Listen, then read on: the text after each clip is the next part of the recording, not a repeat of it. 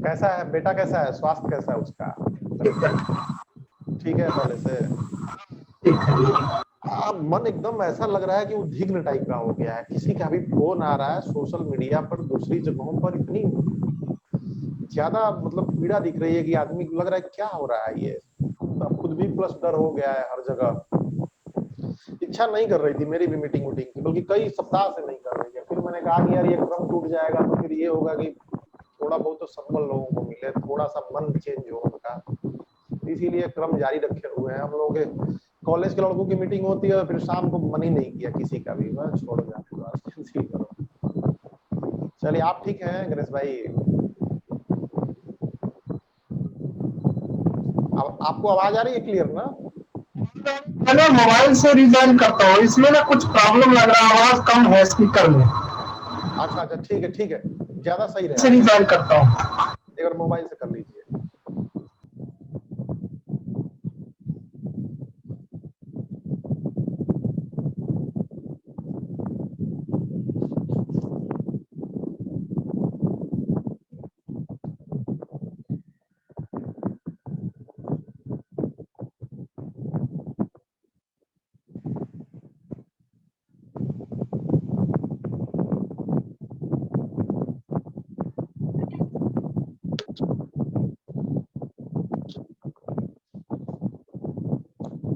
हाँ गणेश भाई, हेलो। जी। आ रही है अब आवाज आ रही है, कोई दिक्कत नहीं है। हाँ, आवाज आ रही है। कंप्यूटर में मेरे भी समस्या है वो। एक्चुअली रिकॉर्डिंग के लिए जब आप होस्ट होते हो तो बहुत जरूरी हो जाता है, क्योंकि कंप्यूटर में ही रिकॉर्डिंग होता है आपके सिस्टम में। मोबाइल से रिकॉर्डिंग नहीं देता है फ्री वाले इसका जो प्लगइन है। बाकी जूम का बिल्कुल। जो पेड वर्जन लिया रहता है वो तो क्लाउड पे स्टोर कर देता है रिकॉर्ड करके। क्या बात है, आज पुराने मित्रों की याद आ रही है। चंद्रकांत निराला जी भी आज ज्वाइन हो रहे हैं, अरे तब वाह। कुछ तारतम्य है लग रहा है। मैं तो समझिए बच्चे को लेकर के इतना परेशान रहा ना, काफी दिन सही तक बात अस्पतालों के चक्कर में ही। है एक्चुअली। फाइनली उसका ऑपरेशन हो गया, टेंशन हम्म। फ्री हो गया हम। अरे महोदय दिखलाइए, मुखला दिखलाइए, सब कुशल तो है चंद्रकांत जी?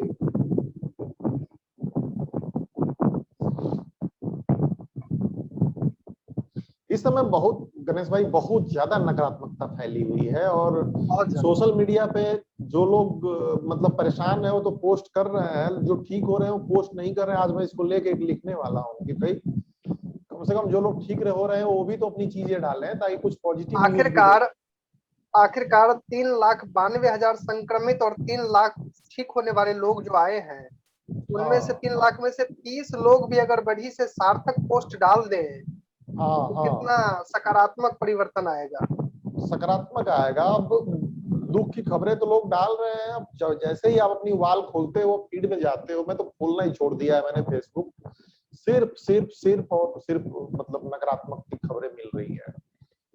मतलब बाकी लोगों पे हम लोगों का चलो मानसिक, हम लोगों का यही शब्दों का खेल है। पत्रकारों का रोज का देखना का काम है, भाई एक्सीडेंट हो गया, दिक्कत हो गई, हॉस्पिटल हो गया, परेशानी है, इसको ये दिक्कत है। लेकिन आम आदमी पे इसका क्या असर पड़ता होगा भाई साहब? मैं तो सोच के बड़ा मतलब क्षोभ टाइप का एकदम भीतर से हो जा रहा है। मतलब थोड़ा नकारात्मकता से लोगों को बचना चाहिए, और सकारात्मक लोग जो ठीक हो जा रहे हैं भाई वो अपनी जिम्मेदारी नहीं निभा रहे हैं, कम से कम वो तो लेकिन अपनी जिम्मेदारी। मिथिलेश जी, सच्चाई से कितना दिन भागिएगा? मैंने सच्चाई तो सच्चाई, यही है ना। कल रात सच्चाई को मैं है। शमशान घाट गया था। मैं हाँ मतलब इसके पहले मैं गया था करीब एक हफ्ते पहले दिन में। रात को मैं गया तो 3 दर्जन लाशें एक साथ जल रही थी। अभी मैं वहां पे खड़ा था तब तक पीपी किट पहने कुछ लोग आए और एक व्यक्ति को जलाने लगे। उनका वीडियो शूट किया, मुझे लगा कि अधिकारी होंगे या कोई मतलब हाँ कर्मी होगा, स्वास्थ्य कर्मी होगा। मैंने पूछा कि कौन है भाई आप लोग, तो मेरे चचा हैं, यहाँ पे बिहार सैप में थे, एसपी ऑफिस में कार्यरत है, डेथ हो गई थी हाँ उनकी। चलिए, तब तक निकलो, तब तक फिर आ गई ये शव वाहन। अब क्या हुआ भाई, तो दो लोग उतार रहे हैं, आधा पीपी किट पहने थे आधा नहीं पहने थे, ऐसे ही उतार रहे थे। हमने फिर पूछा कि आप, तो हम आए हुए हैं लेके स्वाति पांडे हैं, इनके पिताजी को सुबह में जलाए थे, मेरे चाचा थे वो, और चचेरी बहन है ये। इसकी इसी नवंबर में शादी होनी थी। चाचा जी 55 साल के थे और ये 22 साल की थी। चलिए, फिर वहां से इन लोगों का लेके मैं निकला, तब देख रहा हूँ कि करीब 4-5 लाशें एक साथ, राम नाम सत्य है करते आ रही है। आधा घंटा में था वहां पे, 6-7 लाशें मैंने देखी कि एक ही साथ चली है। तो इतनी भयावह स्थिति तो है। अपने आसपास के लोग, मेरा दोस्त था फ्लिपकार्ट में था, 1 हफ्ते पहले उसकी मौत हो गई थी। उसके मौत की जानकारी मुझे 1 हफ्ते बाद तब मालूम हुई जब उसकी माँ की मौत हो गई तड़प तड़प के अस्पताल के गेट पे। उसको लेके गया था मेरा दूसरा दोस्त। उसने कहा है कि मैं अस्पताल के गेट पे पहुंचा था, मैंने कहा कि ऑक्सीजन लगाइए, इनको ऑक्सीजन की जरूरत है। तो उन्होंने कहा कि कोविड वाला पुर्जवा कहाँ है जिसपे कोविड लिखा हुआ। लगता है। हाँ। हाँ, कट निराला गया। जी। तो उसने कहा कि छूट गया है घर पे। अब वो घर पर से लेके आओ, ले आने गया वो तब तक ये निकल गए। उसने कहा है कि तरफ तरफ के मरी हैं, मैं छोड़ूंगा नहीं किसी को, मैं सबको जेल कर दूंगा, ये कर दूंगा, वो कर दूंगा। इसने तो हल्का मचा दिया। उसने हल्के का नतीजा ये हुआ कि अब डॉक्टर लिखने को तैयार नहीं थे कि इनकी कोविड से मौत हुई है या ये। तो अब उसके चलते क्या दिक्कत हो गई कि अब उसको जो 4 लाख की आर्थिक सहायता मिलनी है वो भी दोस्त मेरा इकलौता था। उसके घर में उसकी 2 बहनें हैं जिनकी शादी करनी है। 1 साल पहले उसकी बेचारी की शादी हुई थी। अब मतलब इस तरह का दृश्य जो दिख रहा है चारों तरफ, हाहाकार मचा। मतलब एक मेरे दोस्त हैं, उनके पिताजी की तबीयत खराब थी, उसने बुलाया कि थोड़ा सा आओ जल्दी से। मैं गया अस्पताल, वहां पे मेरे सामने वो तड़प तड़प के मर रहे हैं। ऑक्सीजन तो लगा हुआ था, लेकिन कोई उनको छूने को तैयार नहीं है क्योंकि कोविड पेशेंट है भाई। और मतलब 10 से 15 मिनट के अंदर उनकी सांसें चलते चलते रुक गई। मेरे मेरा जो स्कूल है उसमें एक टीचर है। मतलब इतनी सारी कहानियां हो गई है ना कि देख के अब कैसे नहीं। हाँ, लेकिन अब यही है कि अब उसको ये नहीं कर सकता है आदमी। वो मतलब अस्पताल के गेट पे जाकर तरफ तरफ वो भी मर गई खाली कोविड के नाम पे। यहाँ छूने से भी लोग डरते हैं। हम लोग जिस हिसाब से अपनी जिम्मेदारियां निभा रहे हैं, रात को 2 बजे 3 बजे तक जाग के किसी को बेड दिलवाना है, किसी को ऑक्सीजन दिलवाना है, किसी को कुछ करना है, कभी अधिकारी से लड़ना है, कभी पोलाइट होके बोलना है, कभी हाथ पर जोड़ना है, कभी गिड़गिड़ाना। लेकिन वो सब कुछ नहीं। उन सबको कोई पेशेंट मरा कोई बात नहीं, पेशेंट मरा, अरे साले जिस दिन तुम मरोगे उस दिन क्या होगा।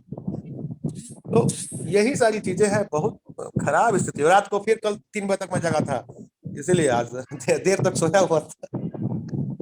भाई तो गौतम यही जी है, लेकिन ठीक तो कैसे है चलेगा। और बहुत। कैसे आप जी जो कह रहे हैं कि नमस्ते। नकारात्मकता, मैं आप तो मेरी खबरों को देख रहे होंगे कि मैं हमेशा सकारात्मकता का संचार करने के चक्कर में नहीं नहीं नहीं रहता। नहीं, कितने लोग हुए बिल्कुल ठीक, बिल्कुल। लेकिन निराला जी लेकिन इसका मुझे कहीं संदर्भ इसका जो है ना, थोड़ा सा संदर्भ इसका छूट गया। ये मेन तो देखिए क्या है कि सिस्टम परिस्थिति लोगों से की अनजान कोई नहीं है। परिस्थिति तो दिख रही है बहुत जरूरी। और बाकी जहां जो करना होगा, अब कल ही मेरा एक लेख गया, और जो प्रशासनिक स्तर पर फेलियर हुआ है या और जो हुआ है ये बिल्कुल जायज है। और कि जितना गुस्सा किया जाए ये कम है। लेकिन अब आप ये देखिए कि अब जो लोग ठीक भी हैं, मानसिकता अब एक नहीं होता है कि वेव टाइप की, डर टाइप का, भय टाइप का फैल गया है। थोड़ा सा इससे ये है कि भाई अब जो कुछ बच गया है वही। अब एक आपको मैं बताऊं कि पड़ोस में है, यहाँ पे जहाँ बढ़िया रुका हुआ हूँ गुजरात में, अब नकारात्मकता की कहानियों की ओर अगर जाएंगे तो गणेश जी समझिए कि अंत नहीं है, कोई कोई अंत नहीं है। लेकिन ये प्रसंग उठा है तो ये बता दूं कि गुजरात में बेचारे और टाइमेक्स में काम करते थे, अचानक उनको कोविड हुआ, डेथ हो गई। अब बच्चे 8 साल शादी को हो गए थे, दो उनके जुड़वा बच्चे 8 महीने पहले हुए थे, 8 साल से बच्चे नहीं हुए थे बेचारे के। और मैं आपको बताऊं कि भाई साहब, जो औरत थी, औरत आई और उनके घर वाले उनको संभालने के चक्कर में ऐसे लगे, कभी फंदा लगा रही है, कभी काट रही है, कभी कुछ हो रही है। तबाही मची हुई है। सुन सुन के लगता है कि यार ये क्या, कहाँ, कौन सा ये देश है, कौन सी चीजें हैं, कौन सा युग है ये। बहरहाल, लेकिन थोड़ा सा इसको थोड़ा भावनाओं से मुक्त होकर चंद्रकांत भाई देखते हैं तो आप भी इस बात से सहमत होंगे कि जैसे ही सोशल मीडिया की पोस्ट खोले नकारात्मकता आ रही है, लोग अपना दुख बयां कर रहे हैं। इसमें कोई नाजायज चीज नहीं है, छिपाने की जरूरत नहीं है। वो ना तो ना, अपना ये बयां बात भी आप करेंगे सही ही। कह रहे हैं। लोग जिस तरह से नकारात्मकता का प्रसार कर रहे हैं, उस हिसाब से अपनी जिम्मेदारियों को नहीं समझ रहे हैं। उनको ये नहीं नहीं समझ में आ देखिए, रहा कि सोशल डिस्टेंसिंग किस क्रिया का नाम है, और बाजार में हमको बिना काम के नहीं निकलना है। ये सारी चीजें भी हैं जो लोगों को समझनी होगी। निराला जी फिर थोड़ा सा इसका संदर्भ मुझे मैं इसको पूरा कर लेता हूँ। रीजन क्या है ना कि इसमें कोई बुराई नहीं है भाई, जिसको दुख हुआ है वो अपनी पीड़ा व्यक्त नहीं। और सुप्रीम कोर्ट ने भी यही बोला है कि भाई जिसको दुख हुआ है, जिसको पीड़ा है, जो मदद कर रहा है, वो सोशल मीडिया की पोस्ट पर रोक लगने के लिए गवर्नमेंट के कुछ ऑफिशियल गए थे सुप्रीम कोर्ट में। उन्होंने सीधे मना किया कि भाई खबरों को आने दीजिए। जिसको दुख हुई है, जिसको पीड़ा हुआ है, जिसको दर्द है, जिसका कोई अपना करीबी खो गया है, वो तो व्यक्त करेगा ही करेगा, वो बिल्कुल जायज है, उसका सारा गुस्सा जायज है। थोड़ा सा इसका सकारात्मक पहलू ये था कि जैसे ऐसा लग रहा है कि 100% चीजें हैं, उसमें नकारात्मकता और ज्यादा फैल रही है, नुकसान। और जो ठीक हो रहे हैं कम से कम वो भी अपनी जिम्मेदारी लेके, अब जैसे कि 99 ईयर का जो बुजुर्ग आया था उसकी भी न्यूज देखे तो वो भी ठीक हुआ है। जो सकारात्मक लोग ठीक हो रहे हैं, जो संघर्ष कर रहे हैं, वो भी अपना अनुभव शेयर करें तो कम से कम डर थोड़ा सा कम होगा। और मुझे लगता है कि यही चीज आज की मीटिंग की थीम है कि एज ए पत्रकार थोड़ा सा हम वो पहलू दबाए नहीं, नकारात्मकता को दबाने की जो भी बात कर रहा है वो बेहद संवेदनहीन है, बेहद गलत है उसका नजरिया। ऐसा नहीं होना चाहिए भाई। जिसका दुख है गणेश जी वो कहाँ जाएगा? क्या अपनी पीड़ा व्यक्त न करे? क्या वो सुसाइड कर ले? अगर किसी का अपना करीबी खोया हुआ है तो क्या करे? और यही सिस्टम समझ नहीं पा रहा है। सिस्टम जो चाह रहा है, अब कल एक गोरखपुर में होर्डिंग लगी, आज न्यूज में देखी मैंने, सौदा गृह के बाहर कि फोटो खींचना मना है। अरे हद हो गई भाई। एक तो आदमी पीड़ा में, उसको बोलने नहीं दोगे तो जिएगा कैसे? कैसे जिएगा? और मीडिया वालों को तो मुझे लगता है कि हर एक खबरों को रिपोर्ट कर ही रहे हैं, आप जैसे लोग कर रहे हैं, बहुत सारी चीजें। लेकिन थोड़ा जो ठीक हो रहा है, जो जिनको राह मिल रही है, जिनको कुछ पॉजिटिविटी मिल रही है, वो खबरें भी सामने आए तो मुझे लगता है कि एक अच्छी चीज दिखेगी। जो बच गए हैं कम से कम वो तो बचेंगे। अब धीरे धीरे मदद भी आ रही है। गणेश भाई आप क्या कहते हैं? थीम इसकी पकड़िएगा, नकारात्मकता दबाने की कोई भी इसमें, या दुख दबाया अगर जाए, दुख व्यक्त करने से, एक्सप्रेस करने से कहीं ना कहीं थोड़ा तो अंतर पड़ता है। चंद्रकांत भाई बिल्कुल जायज कर रहे हैं। लेकिन सकारात्मक खबरें भी उसके कंपैरिजन में देखिए, अभी क्या है कि 3-4% डेथ रेशियो है यार, बहुत ज्यादा खराब स्थिति है। लेकिन जो 96%, 95% लोग ठीक हो रहे हैं, वो कहाँ है? वो किधर दिख रहे हैं? थोड़ा इसे लगता है कि इम्यूनिटी सिस्टम पे फर्क पड़ेगा, एक माहौल चेंज होगा। गणेश भाई थोड़ा इस चर्चा को एक स्वरूप दीजिए ताकि एक हम उसमें के बीच में से रास्ता निकाल सके। देखिए बिल्कुल बात जायज है, और ऐसे समय में जो लोगों की भावनाएं निकल के आ रही है वो कहीं ना कहीं बिल्कुल अपनी जगह ठीक है। लेकिन इसके दो पहलू है। एक पहलू तो जो है, जो सच्चाई सामने है उसको लोग अपनी भावनाओं के माध्यम से जाहिर कर रहे हैं। दूसरा यह है कि जो पॉजिटिव चीजें हैं, जो लोग संक्रमित होकर के ठीक हो रहे हैं, उनको भी उनकी जिम्मेदारी बनती है, उनका दायित्व बनता है कि कहीं ना कहीं जिस प्रकार से वो ठीक हुए, जिस प्रकार से वो 14 दिन या 15 दिन संघर्षरत रहे, एक अपना अनुभव और ठीक होने के बाद कैसा महसूस करे, ताकि जो बाकी लोग हैं उनमें कम से कम एक पॉजिटिव चीजें आए, उनको कम से कम अपने किसी न किसी माध्यम से दर्शाना चाहिए। और हमारी कोशिश ये होनी चाहिए कि अपने खुद से जितना भी संभव हो लोगों की मदद करनी चाहिए किसी भी रूप में। चाहे उनको बेड दिलवाना, जैसे निराला जी कह रहे थे, बेड दिलवाना हो, या किसी न किसी प्रकार से अस्पताल में भर्ती करवाना हो, कि जो भी रूप हो, जिस भी रूप में हो, हमारी कोशिश होनी चाहिए लोगों को मदद करें।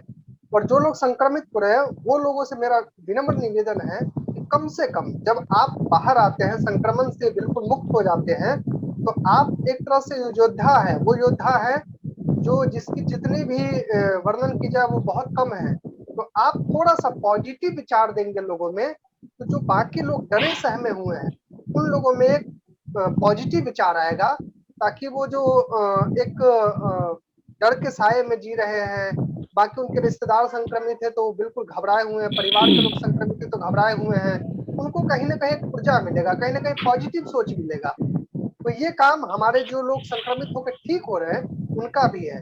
बाकी मैं कहीं ना कहीं मानता हूँ जो सिस्टम है, सिस्टम में भी कहीं ना कहीं खामियां है। जैसा कि निराला जी अभी कह रहे थे कि डॉक्टर है, डॉक्टर को कोई फर्क नहीं पड़ता है कि कौन व्यक्ति जा रहा है कौन व्यक्ति नहीं जा रहा है, उनके लिए एक तरह से प्रोफेशन है। उनका कहना है कि हम बचाने वाले कोई नहीं होते हैं, हम अपना काम कर रहे हैं। अरे भाई काम आप कर रहे हैं, लेकिन एक डॉक्टर भी एक भगवान का रूप होता है।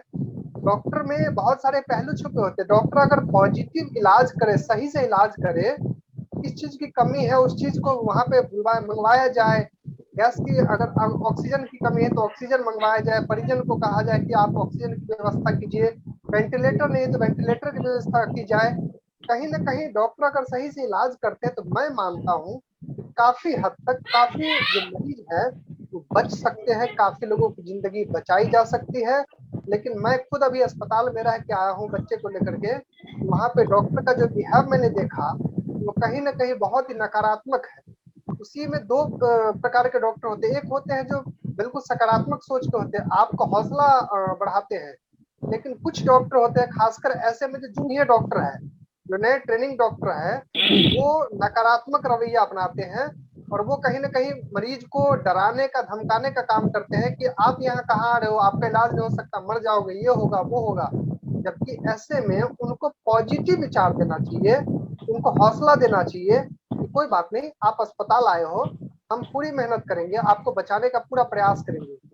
इसी प्रकार से पूरे देश में जितने भी डॉक्टर हैं, मेरा उन सबसे करवद प्रार्थना है, चाहे नर्सिंग स्टाफ हो, डॉक्टर हो, जो भी पेशेंट संक्रमित होकर के उनके अधीन गए इलाज के लिए, उनको कम से कम एक सकारात्मक सोच के साथ उसको मोटिवेट करें, ताकि जो उनके अंदर एक डर बैठा हुआ है, उनको अपने लिए और अपने परिजन के लिए जो डर बैठा हुआ है, कहीं ना कहीं डर निकलेगा।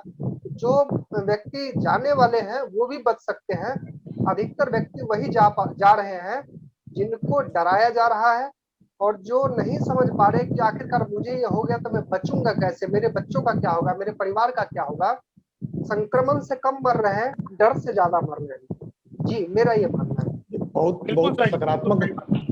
निराला जी, एक बात पे आपने गौर किया होगा, जो आप काम कर ही रहे हैं, जो गणेश जी ने कहा कि जो जूनियर डॉक्टर्स हैं, और यहाँ पे पत्रकारों का रोल बड़ा इंपॉर्टेंट हो जाता है कि अगर हम इस बारीकी को, क्योंकि अब सारा मिक्स कर देते हैं तो सभी के प्रति नकारात्मक धारणा हो जाती है।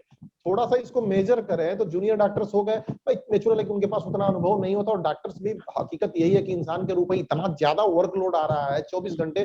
बीबीसी का एक आर्टिकल है कि इतने तनाव में डॉक्टर्स काम कैसे कर रहे हैं, जहां सिर्फ लाशें दिख रही हैं, जहां सिर्फ नकारात्मकता दिख रही है, जहां सिर्फ पैसे की कमी दिख रही है, या रोना चिल्लाना चिल्लाहट दिख रही है। वो भी सोचिए कि दिमाग पे क्या असर पड़ रहा होगा। बहरहाल यहाँ पत्रकारों का रोल बड़ा इंपॉर्टेंट होता है। निराला जी, आप बिल्कुल ग्राउंड जीरो पे काम कर रहे हैं, बहुत सारे मित्र हैं जो काम कर रहे हैं। आपसे पहले थोड़ा गौतम जी को भी सुन लेंगे, लेकिन ये बताइए कि एक पत्रकार भाई, जो सिचुएशन आ रही है उसमें तो मदद कर ही रहा है, कभी हॉस्पिटल में, कभी कहीं, कभी ऑक्सीजन में, लेकिन सीक्वेंस ढंग से इस मामले में कैसे सकारात्मक भूमिका निभा सकता है, कैसे लोगों को हौसला दे सकता है? निराला जी, आप बताइएगा। उससे पहले गौतम जी को सुन लेते हैं थोड़ा संक्षेप में, फिर आप इसको, चर्चा को एक विस्तृत रूप दीजिएगा। गौतम भाई, थोड़ा बताइए आप अपना अनुभव, क्या लग रहा है आपको आपके पास? अभी है सर, थोड़ा, लेकिन पॉजिटिव सोच रखनी पड़ेगी, लोगों को समझाना पड़ेगा कि भैया सुधर जाएं, थोड़ा सा सोशल डिस्टेंस का पालन करें और बाहर ना निकलें। जब तक हम लोग जागरूकता नहीं फैलाएंगे तब तक समाज सुधरेगा नहीं। और व्यक्ति आने वाले समय में जो है काफी भीड़ भाड़ में जा रहे हैं लोग। शादी हो ही रही है, जो इम्पोर्टेंट काम है उसको अटेंड करना तो जरूरी है, लेकिन उससे भी बचना है कि कम समय में। आप पूरा कर लीजिए, फिर शादी पे अपना अनुभव बता रहा हूँ मैं, आप पूरा कर लीजिए। जी जी, नहीं शादी जैसे है इम्पोर्टेंट, शादी नहीं है तो छोड़ दें उसको। कुछ लोग हद तक जा ही रहे हैं, अब वहाँ भीड़ हो ही जा रही है, भाई डीजे बजा ही रहे हैं लोग, क्या करेंगे? जो किए हैं वो तो कर ही रहे हैं कम न कम में। जी, तो यही सब अपने से बचाव रखना अच्छी बात है, जितना हो सके जागरूकता लाएं। अब देखिए, शादियों में कोई बुराई नहीं है भाई, जिसका 1 साल से हुआ, जी 1.5 जी साल से हुआ, लेकिन अब ये जो ड्रामा हो रहा है गणेश जी, मैंने देखा एक मेरे भी परिचित की डेथ हो गई थी, और जहां मैं स्टे हूँ वहां से 22-25 किलोमीटर मुझे जाना था। अब 22-25 किलोमीटर की उस दिन लगन थी भी, शायद 26 अप्रैल को जी जी लगन थी, और आप समझिए कि कम से कम 16-17 निराला जी मुझे तंबू दिखे बकायदे, और उधर से लौटा तो मुझे शाम 8 बज गया करीब। पूरा डीजे, पूरा बैंड बाजा, और जब गाड़ियों की आप देखते हैं तो गाड़ियों के आगे लगा रहता है रवि संघ पूजा, इस तरीके से, तो आपको आइडिया लग जाती है कितनी गाड़ियां क्रॉस कर रही हैं, और बारात की गाड़ियां अक्सर साथ में क्रॉस करती हैं हमारी तरफ। अब 15-15, 16-16 गाड़ियां एक एक लगन में जा रही हैं। अब ये बताइए कि अब ये सोच किस स्तर की है और कहाँ जा रही है, और इसको लेके पत्रकार भी, अब इसमें क्या है कि जो शिकायत हो रही है वो शिकायत पर तो एक्शन कर रहा है कोई, लेकिन इसको लेके प्रशासन ने भी छोड़ दिया है, बाहर में जाओ, हमें मतलब नहीं है जो मर रहे। प्रशासन का ये भी एक रवैया है, डॉक्टरों से अलग हटके सोचे तो। अब इसको लेके थोड़ा सा मुझे लगता है कि अब कुछ जो पॉजिटिव स्टोरीज है, कि एक मध्य प्रदेश की कहानी आई थी, सिर्फ मोटरसाइकिल पे दूल्हा बैठ के जा रहा था, भाई अकेले मैं शादी करके आ जाऊंगा, तो पुलिस वालों ने रोका, पूछा कहाँ जा रहे हो भाई, शादी के लिए जा रहा हूँ, माँ बाप कहाँ है, बोले कि नहीं नहीं वो बूढ़े हैं, वो जाएंगे तो रिस्क में पड़ जाएंगे। तो बेचारा अकेले गया, साइड के लड़के रहते हैं, लेकिन उसकी फीलिंग देखिए, उसकी भावनाओं को देखिए कि जो है किस तरीके से वो अकेले गया। 5 लोग 10 लोग, इस पे भी लगता है कि बहुत जागरूकता की अभी भी जरूरत है, क्योंकि अभी खत्म नहीं हुआ है ये, कि अभी भी ये चीज खत्म होगी, क्योंकि ये चीज बढ़ेगी तो ये ब्लास्ट होगा, दबा के ब्लास्ट होगा। निराला जी आपके सामने कई पक्ष आ गए हैं। वही मैं यही मैं हाँ कह रहा था। अभी तक जो आप मेरी खबरों को देख रहे होंगे पिछले कुछ दिनों से, मैं सकारात्मकता का संचार करने में ही लगा हुआ हूँ, लोगों का हौसला बढ़ाने में लगा हुआ हूँ। यहाँ तक कि मेरे एक परिचित सीएम हाउस में कार्यरत हैं, उन्होंने बहुत सराहना की, बोले कि यहाँ भी आपके खबर की लोग सराहना कर रहे हैं, कितने लोग विजेता बन गए, ऐसे हो गया। और पहली बार ऐसा हुआ कि मतलब संक्रमित होने वालों से ज्यादा गैर संक्रमित लोग निकल गए एक दिन में। ये सब ठीक है, लेकिन अभी जैसे आपने बताया कि लोगों को ये बताना कि ये गलत है, शादी में जा रहे हैं तो बिना बैंड बाजा बारात के भी जा सकते हैं आप, मतलब आराम से जा सकते हैं, ये चीजें बताने के लिए ये बताना जरूरी होगा कि देखिए इतनी लाशें जल रही हैं। अब कल जो मैंने वीडियो शूट किया, मुझे कोई ये नहीं था, लेकिन मुझे लगा कि नहीं, अब ये दिखाना जरूरी है, अब ये दहशत फैलाना भी जरूरी है। लेकिन अब इसमें नुकसान किसका होगा?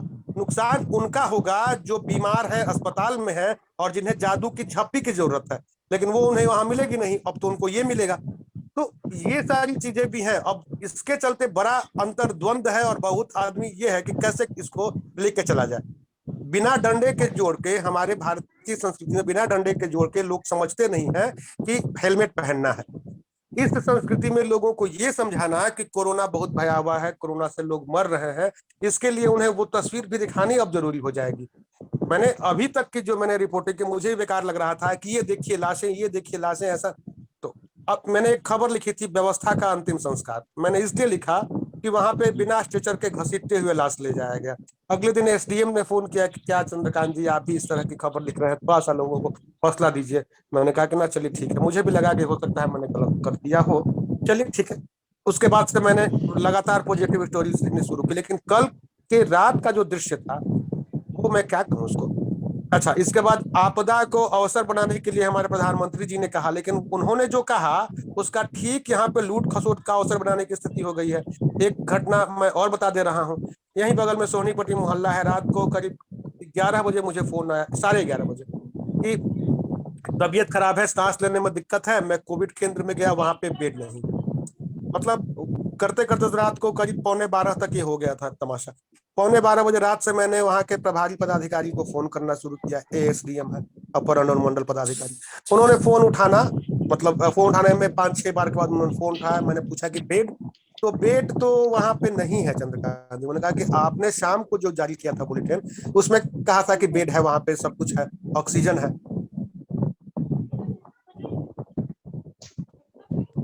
लग रहा है कि बंद हो गया आपका, म्यूट दब जा रहा है क्या?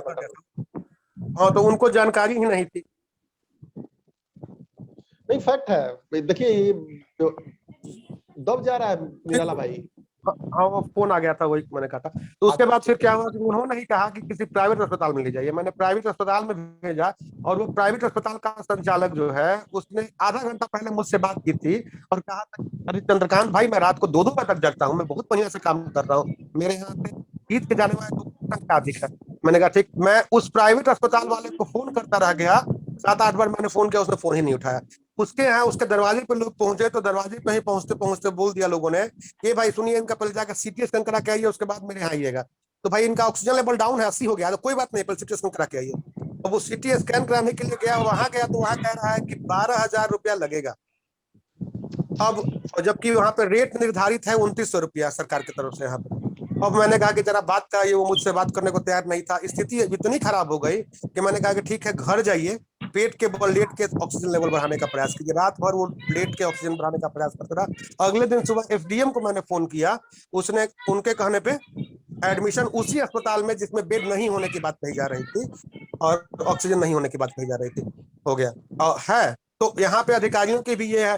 तो फिर भी मैंने इस खबर को, इस तरह की खबर को मैंने कहा कि छोड़ जाने दो, कोई बात नहीं, क्या किया जाएगा। इसलिए कि अब आदत हो गई है ना, लाश देखते देखते लोगों को मरते मरते। कई अपनों को मैंने अपने नजदीकियों को मतलब जाते हुए देख लिया।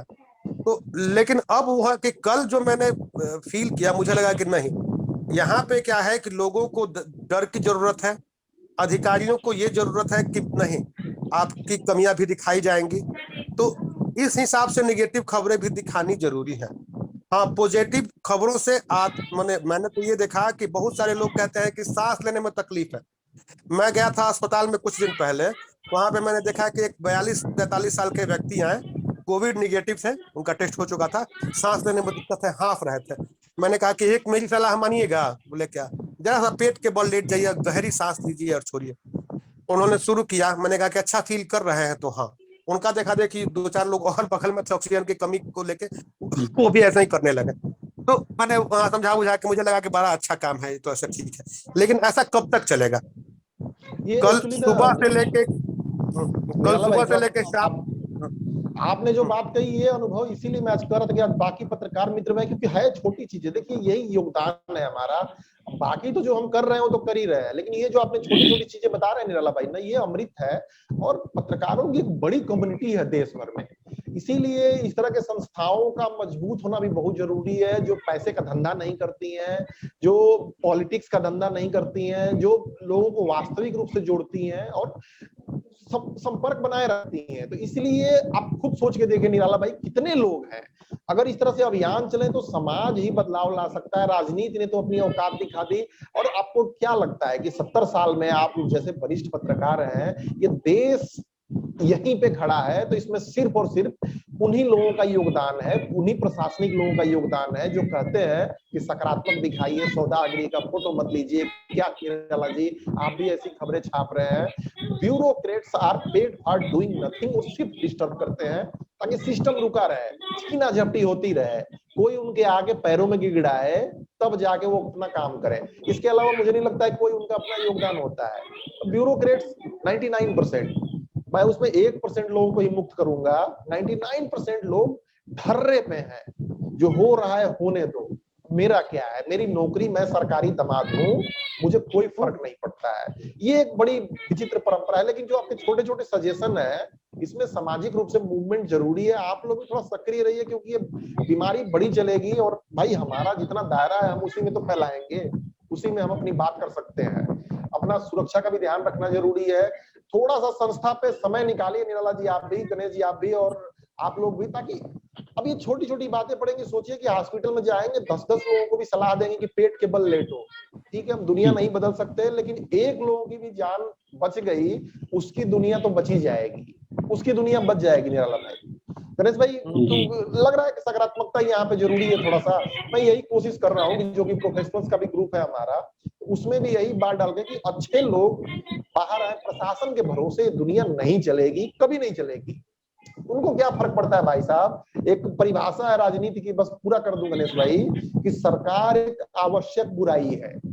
ये बब्बर जी बहुत बार यूज करते होंगे, आप देखते होंगे उन्हीं के माध्यम से, और ये किसी बड़े फिलासफर का कथन है। ये सरकार एक आवश्यक बुराई है। बुराई है सरकार 100% तय है, किंतु यह आवश्यक है। ब्यूरोक्रेसी यही चीज है। तो एक पत्रकार के तौर पे, एक जागरूक पत्रकार के तौर पे, एक संगठन के हम लोग मेंबर के तौर पे किस तरीके से इसमें अपना रोल निभा सकते हैं, ये बड़ा इंपॉर्टेंट है। गणेश जी, इस चर्चा को थोड़ा सा सकारात्मक रोल दें अपने, हम लोग एक्शन में कैसे आए गणेश भाई? ये जो प्रशासन की बात आई है, यहाँ मैं इसमें एक शब्द जोड़ दूं। ये कोई थोड़ा भी सा पास में, प्रशासनिक अधिकारी, थोड़ा सा कोई ये भी पास में कर लीजिए प्रशासनिक, गणेश भाई, ये थोड़ा सा पास में कर लीजिए बोलने वाला माइक। थोड़ा दूरी की वजह से लग रहा है कि आवाज हल्की सी कम आ रही है, आपकी बुलंद आवाज। जो प्रशासनिक अधिकारी हैं, वो अपने सीनियर को जवाब न देना पड़े कि आपने ऐसा क्यों किया और ऐसी स्थिति में आपको क्या करना चाहिए, उससे बचने के लिए अपना पल्ला झाड़ते हैं। जबकि अच्छे प्रशासनिक अधिकारी वही है जो उस समय अपने दायित्व का निर्वहन करते हुए सही रास्ता दे, सही सलाह दे और सही कार्रवाई करे। मैं उसी को सही प्रशासनिक अधिकारी मानता हूँ। ये नहीं कि पल्ला झाड़ लिए, हमारे सीनियर हमसे जवाब मांगेंगे तो हमको क्या जवाब देना है, सीनियर हमारे ऊपर चढ़ जाएंगे। तो ये प्रशासनिक अधिकारी के साथ नहीं होना चाहिए। पूरा सिस्टम जकड़ा हुआ है एक्चुअली, और इसमें कोई किसी की कुछ नहीं सुनता। भाई मैं क्यों हाथ डालूं, मैं क्यों करूं, मैं क्यों करूं, ये वाली बात है। मैं तो बचा रहूं, साला मैं ही हो जाऊंगा। तो इतने डरपोक टाइप के लोग हैं, और डरपोक ही नहीं, समझिए कि क्यों मैं करूं, उनका ऐसा नजरिया है कि मैं क्यों करूं, मुझे नहीं करना, मतलब मैक्सिमम लोगों का। कोई थोड़ा सा करना भी चाहता है तो उसको दबा दिया जाता है सीनियर अधिकारी द्वारा, जूनियर अधिकारी द्वारा, टीम द्वारा। बहरहाल चलिए चलिए, छोड़िए इन सब बातों को। 2-3 और टिप्स दे दीजिए कि पत्रकार के तौर पे हम क्या कर सकते हैं पॉइंट वाइज, और इस चर्चा को, सबको धन्यवाद देके एक बार इसको चर्चा को विराम देते हैं और पत्रकार के रोल के तौर पे आगे बढ़ते हैं। निराला जी हैं ऑनलाइन ना? जी जी, हो सर। देखिए, थोड़ा सा चेहरा अगर पत्रकार दिखा एक सके तो बड़ा बड़ा प्रभावशाली हो जाएगा, अगर आपत्ति न हो तो। निराला भाई कोई बात नहीं, बाल बिखरे रहेंगे, कोई दिक्कत नहीं। अभी आपत्ति इसलिए है कि अब मैं बाथरूम में आके नहाने जाता हूँ। अच्छा कोई बात नहीं, थोड़ा सा इसको जरा कुछ क्विक टिप्स दे दीजिए पत्रकारों को, क्या क्या करना चाहिए। आप चूंकि ग्राउंड पे काम कर रहे हैं, ताकि ये जो वीडियो देखे तो कम से कम वो छोटे छोटे तो काम कर सके। निराला भाई मैंने यही कहा जो अभी मैंने बताया कि सकारात्मकता का संचार तो करते ही रहना है, लेकिन साथ ही साथ ऐसे लोग जो लापरवाह हैं उनको डराने की भी आवश्यकता है। तो इन दोनों दोनों मार्गों के बीच का रास्ता निकालना है और ऐसा चलना है कि मतलब सबका कल्याण हो। कुछ लोग डरे दहशत में रहे, कुछ लोग जो लोग कानून और नियमों की अवहेलना कर रहे हैं, इस माने भयावहता को समझ नहीं रहे, और उन लोगों के सकारात्मकता का भी संचार करना है जिनको जिंदगी से अब निराशा मतलब प्रतीत हो रही है, लग रहा है कि अब हम जी नहीं पाएंगे, मर जाएंगे तो क्या होगा। ये है, इससे ये होगा कि मतलब अधिकारियों को कर्तव्य बोध की जरूरत है, उसको बताना जरूरी है। जो रोगी जिनको ऑक्सीजन की कमी है, सिलेंडर नहीं मिल रहा है, उनको बेमतलब के वो हाँफ रहे हैं, उनको ही बताना जरूरी है कि नहीं यार आपको कुछ नहीं हुआ है। इसलिए कि मतलब मुझे क्या लगता आप है रहे कि हैं? जिंदा दिली से भी जिंदगी जी जा सकती है, और जाती हुई उखड़ती हुई सांस जो है वापस आ सकती है। ऐसा मुझे सही बात। फील हुआ है, देखा है नजदीक से इस तरह की चीजों। नहीं, बहुत बहुत पॉजिटिव है। इसके अलावा देखिए, पत्रकार के तौर पे आप लोगों के पास बहुत सारे क्वेरीज भी आते ही हैं, जो कि जनता से हम संपर्क में रहते हैं तो लोग फोन करते हैं, मेरे पास भी करते हैं। कितना कर सकते हैं इसको भरोसा छोड़ दीजिए। जो भी आपके परिचित अधिकारी हैं, जो भी आपके हॉस्पिटल वाले हैं, उनको व्हाट्सएप जरूर कीजिए, उनको कॉल जरूर कीजिए, जा सकते हैं तो जाइए जरूर, मदद करने की कोशिश जरूर कीजिए। हो सकता है कि अधिकारी की अंतरात्मा जाग जाए, हो सकता है कि वो थोड़ा प्रेशर में आ जाए, हो सकता है कि भाई उसको कम से कम ये लग जाए कि भाई चलो ठीक है ये। तो आप पल्ला मत झाड़िए एक पत्रकार के तौर पे। व्हाट्सएप कर सकते हैं, व्हाट्सएप कीजिए, कॉल कर सकते हैं, कॉल कीजिए, ताकि उस व्यक्ति को ये लगे कि इस दुनिया में कम से कम एक व्यक्ति मेरे साथ खड़ा है। चलो डॉक्टर हमें दुत्कार रहा है, हॉस्पिटल से भगा रहा है, प्रशासनिक अधिकारी हमारे साथ नहीं है, लेकिन पत्रकार है, डिजिटल पत्रकार है जो हमारे साथ कम से कम खड़ा है, हमारे लिए सोच रहा है। होगा क्या नहीं होगा क्या भगवान जाने। दिल्ली के मालिए के 6 बार से विधायक है मटिया महल से, शोएब इकबाल, कल उनका बयान आया कि दिल्ली में जो है राष्ट्रपति शासन लग जाना चाहिए, क्योंकि मैं 6 बार का विधायक हूँ, मेरी कोई नहीं सुन रहा है, मुझे कुछ कर नहीं पा रहा हूँ। ये पीड़ा है। दबंग विधायक है वहां का बंदा, और अच्छे तरीके आप जानते होंगे गणेश जी। लेकिन जब कोई कुछ नहीं कर पा रहा है तो वहां पे पत्रकार हो सकता है कि जरूर कुछ करे अपने स्तर पे। ये निराला जी, मुझे लगता है कि आपके प्रयास ने भी बहुत सारी सकारात्मकता घोली होगी और अधिकारियों को प्रेशर में लिया होगा, लैब वालों को, हॉस्पिटल वालों को भी लिया होगा। तो प्रयास जरूर करें सारे पत्रकार मित्र जो भी वीडियो देख रहे हैं। आपके पास कोई सहयोग के लिए आता है, पल्ला मत झाड़िए, आपको जिम्मेदार नहीं ठहराएगा, लेकिन एक कॉल तो कर सकते हैं हॉस्पिटल वालों को, लैब वालों को, जिनके साथ आप विज्ञापन लेते हैं, निश्चित निश्चित। प्रशासनिक अधिकारी की जिनकी बाइट लेते हैं, उनका नंबर आपके फोन में होगा, उनको एक बार कॉल जरूर कर लीजिए कि सर ये केस है, ये केस है। 4 बार कीजिए, 5 बार कीजिए। गुस्साने का अधिकार अगर उस अधिकारी से आपका है, वैसा रिलेशन है, तो एक बार गुस्सा भी व्यक्त कीजिए कि ऐसा कैसे है। जो भी आप कर सकते हैं कीजिए जरूर, पल्ला मत झाड़िए। बस मेरा यही आज का मतलब एक फीलिंग वाली बात है, क्योंकि पल्ला झाड़ेंगे वो व्यक्ति टूट जाएगा। गणेश जी, चर्चा को दे के और एक बार इसको सबको एक बार विराम देने का आप तो माइक हाथ में ले प्लीज। कभी कभी ऐसा लगता है कि यार कुछ औकात ही नहीं है किसी की भी, कुछ कर नहीं सकते, लेकिन फिर भी हम बहुत कुछ कर सकते हैं। गणेश भाई बिल्कुल सही देखिए, अगर प्रयास किया जाए तो एक चींटी भी पहाड़ को उठा लेती है। वो कहानी है कि थोड़ा ही सही प्रयास करेंगे तो सामने से सफलता जरूर मिलेगी। किसी न किसी रूप में हम पत्रकारों को ऐसे समय में प्रयास जरूर करना चाहिए, यही हमारा एक परम कर्तव्य होगा। आज के इस परिचर्चा में जो भी मित्र शामिल हुए उन सबका साधुवाद, जो मित्र नहीं आ पाए उनका भी साधुवाद, ताकि वो इस वीडियो को कम से कम ध्यानपूर्वक देखें और इस समय में, इस परिस्थिति में, इस विकट परिस्थिति में किस प्रकार हमें किसकी सहायता करनी चाहिए, कहां से किस रूप में किसका सहयोग करना चाहिए, इससे पता चल पाएगा सारी बातें सार्थक नजर आएगी। कृपया इन वीडियो को अवश्य देखिए और प्रयास करें कि सप्ताह में एक बार हम लोग आपस में किसी न किसी परिचर्चा पे जरूर शामिल हों। बहुत बहुत धन्यवाद। धन्यवाद धन्यवाद निराला जी, बहुत अनमोल वचनों के लिए। गणेश जी भी आपका अनुभव दिया, गौतम जी बहुत बहुत सही। और मित्र नहीं आए, थोड़ा सा लोग को उत्साहित जरूर कीजिए, क्योंकि डंडे के जोर पे संगठन नहीं चलते हैं। और जो सार्थक संगठन है, मुझे लगता है कि आज बहुत अच्छी बात हुई गणेश जी, और काफी अच्छा रोल हम लोग प्ले कर सकते हैं। और वैसे लोगों को बाहर भी निकालना जरूरी है जो बिल्कुल संवेदनहीन है, जो निराला जी कर रहे हैं। निराला जी बहुत बहुत साधुवाद आपको, सैल्यूट है आपको। और पिछले चर्चा में हम लोगों ने किया भी था कि पत्रकार जो कर रहे हैं, अगर पत्रकार ये नहीं करते तो ये स्थिति और भयावह होती। बहरहाल चलते हैं और फिर अपने मिशन पे लग जाते हैं। बहुत बहुत नमस्कार आप लोगों को।